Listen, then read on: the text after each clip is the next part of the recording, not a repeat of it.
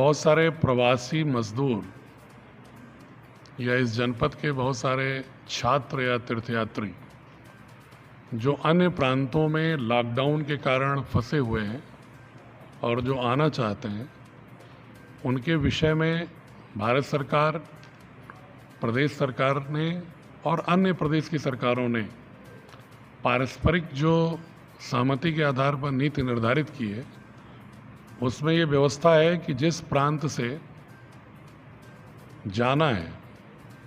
वहाँ पर जो लोग हैं वो अपने संबंधित कलेक्टर को, डिस्ट्रिक्ट मजिस्ट्रेट को या डीसी, जहाँ पर पुलिस कमिश्नर सिस्टम है, डीसीपी को वहाँ के कंट्रोल रूम में नोट कराएंगे कि मेरा नाम ये है, मेरा एड्रेस ये है, मैं यहाँ रहता हूँ और मेरा एड्रेस परमानेंट फला प्रदेश का फला जिला है। उसके आधार पर वहाँ के कलेक्टरों द्वारा जो सूची निर्मित होगी, वहाँ की प्रदेश सरकार उस सूची को उत्तर प्रदेश को भेजेगी और उसके आधार पर तिथि निर्धारित करते हुए प्रदेश सरकार वहाँ वाहन भेजेगी। इसलिए मुझे जिनके परिजन बाहर श्रम की तलाश में, रोजगार की तलाश में गए थे, लॉकडाउन में रोजगार के अभाव में या आर्थिक तंगी के कारण अपने गांव, अपने घर, अपने शहर वापस आना चाहते हैं आजमगढ़, उनके यहाँ के जो लोग गार्जियन हैं, उनसे मेरा अनुरोध है कि अपने परिजनों को बता दें कि अगर उन्हें यहाँ आना है तो अपने कलेक्टर को जरूर नोट करा दें, जहाँ पर वो रह रहे हैं वहाँ के कलेक्टर को। जैसे अगर आजमगढ़ में कोई मध्य प्रदेश का रह रहा है, गुजरात का रह रहा है, वो जाना चाहता है तो मुझे नोट कराएगा, लेकिन अगर कोई सूरत में रहने वाला व्यक्ति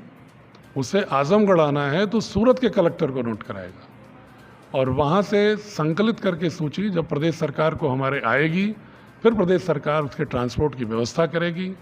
और वहाँ की सरकार उनका स्वास्थ्य परीक्षण कराते हुए जो ट्रांसपोर्ट के योग्य होंगे उनको भेजेगी और फिर इस जनपद में आने के बाद पुनः उनका स्वास्थ्य परीक्षण होकर के आवश्यक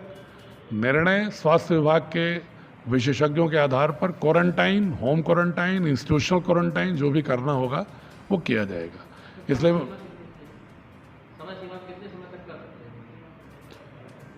इसमें कोई समय सीमा अभी निर्धारित नहीं है,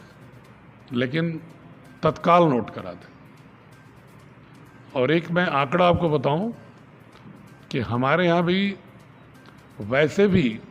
जो मेरे जनपद के आजमगढ़ के रहने वाले लोग दूसरे प्रांतों में हैं, वो प्रायः अपनी समस्याएं बताते रहते हैं। प्रतिदिन कम से कम 250-300 फ़ोन आते हैं।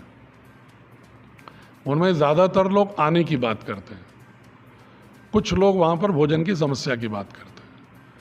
मैं उनके परिजनों को बताना चाहता हूँ और अगर वो सुन रहे हैं तो नहीं बताना चाहता हूँ कि उनकी जो भी समस्या होती है प्रतिदिन मैं उसको संकलित करके जो प्रदेश के हमारे नोडल अधिकारी उस प्रांत के लिए हैं उनको मैं भेज देता हूँ और वो वहाँ के उस प्रांत के नोडल अधिकारी से वार्ता करके सलूशन कराते हैं। जो लोग आना चाह रहे हैं